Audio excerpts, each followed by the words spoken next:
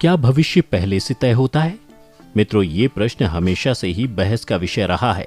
कुछ लोग मानते हैं कि भविष्य हमारे कर्मों पर निर्भर करता है। हम जैसे कर्म करते हैं उसी अनुसार हमारा आने वाला कल होता है। जबकि कुछ ऐसे भी हैं जो ये मानते हैं कि हमारा भविष्य हमारे भाग्य पर निर्भर करता है।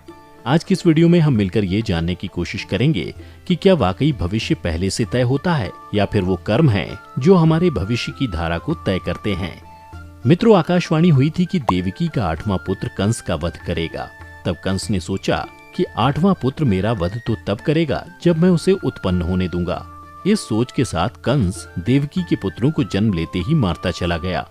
लेकिन जब देवकी के 8वें पुत्र की बारी आई तो न सिर्फ उसने जन्म लिया बल्कि उसने अर्थात भगवान श्री कृष्ण ने कंस का वध भी किया। ऐसा इसलिए हुआ क्योंकि कंस का भविष्य पहले से ही निश्चित था। कंस की मृत्यु कब होगी, कैसे होगी और किसके हाथों होगी, ये उसके जन्म से पहले ही लिखा जा चुका था। सिर्फ कंस ही नहीं बल्कि इस संसार में जन्म लेने वाले हर मनुष्य का भाग्य पहले से ही निश्चित होता है। मनुष्य कब जन्म लेगा, उसके साथ क्या क्या होगा, वो किसी परेशानी में फंसेगा, ये सब विधि का विधान है जिसे चाहकर भी कोई बदल नहीं सकता है। वैसे कंस के अलावा हिंदू धर्म में अनेक पौराणिक कथाओं और ग्रंथों में कई दूसरे लोगों का भाग्य पहले से लिखे होने के प्रमाण मिलते हैं। जैसे ये पहले से ही निर्धारित था कि भगवान राम, माता सीता और लक्ष्मण को वनवास पर जाना होगा, क्योंकि वनवास के पीछे का उद्देश्य भगवान राम के हाथों रावण का वध होना था। अगर कैकेयी मंथरा के बहकावे में ना आई होती तो ना भरत को सिंहासन मिलता और ना ही भगवान राम पत्नी सीता और छोटे भाई लक्ष्मण के साथ वनवास पर जाते।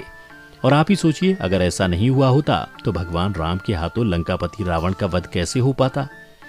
मित्रों, इसे आप ऐसे समझिए कि संसार एक नाटक के समान है जिसकी पटकथा भगवान पहले ही लिख चुके हैं। हम इस नाटक के सिर्फ छोटे से पात्र हैं जिनका किसी न किसी उद्देश्य से इस संसार में जन्म हुआ है।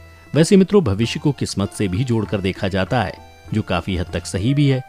लेकिन आपकी ये किस्मत आपके कर्मों पर जरूर निर्भर करती है। वो कहावत तो आपने सुनी होगी कि जैसा बोओगे वैसा काटोगे। अगर आप अच्छे कर्म करते हैं तो आपके साथ भविष्य में अच्छा ही होता है, लेकिन अगर आपने अपने जीवन में हमेशा बुरा किया है तो आपकी किस्मत बुरी ही होगी, अर्थात आपका आने वाला भविष्य आपके कर्मों की तरह बुरा ही होगा। क्योंकि जिसने जिंदगी भर बबूल के पेड़ रूपी बुरे कर्म किए हैं उसे आम रूपी अच्छे फल कैसे मिल सकते हैं। इसलिए हमारे शास्त्रों में हमेशा अच्छे कर्म करने की बात कही गई है, क्योंकि ये अच्छे कर्म ही हैं जो हमें जन्म और मृत्यु के इस चक्र से बाहर निकाल सकते हैं।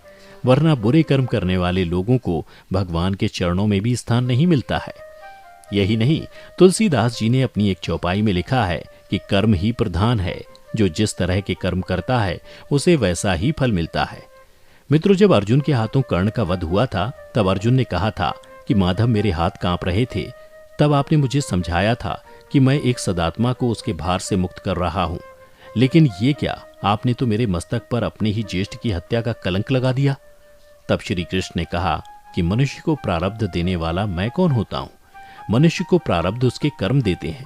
बीज में स्वस्थ मीठे फल लगेंगे या उस बीज को सूख जाना है, इसका चयन तो बीज स्वयं करता है पार्थ, अपनी धारा चुनकर। श्री कृष्ण ने आगे कहा कि पार्थ, तुमने धर्म का साथ देना चुना और कर्ण ने अधर्म का साथ देना। ऐसे में मैं क्या करता।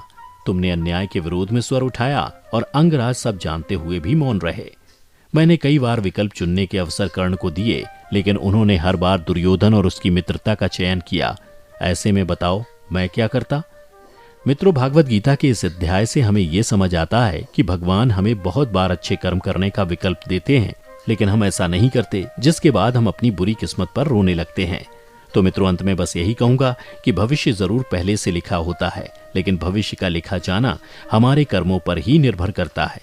हमारे कर्म अगर अच्छे होंगे तो हमारा आने वाला भविष्य भी अच्छा ही होगा, लेकिन अगर हमने बुरे कर्म किए हैं तो उसका फल मिलना निश्चित है। इसलिए हमें हमेशा अच्छे कर्म करने चाहिए।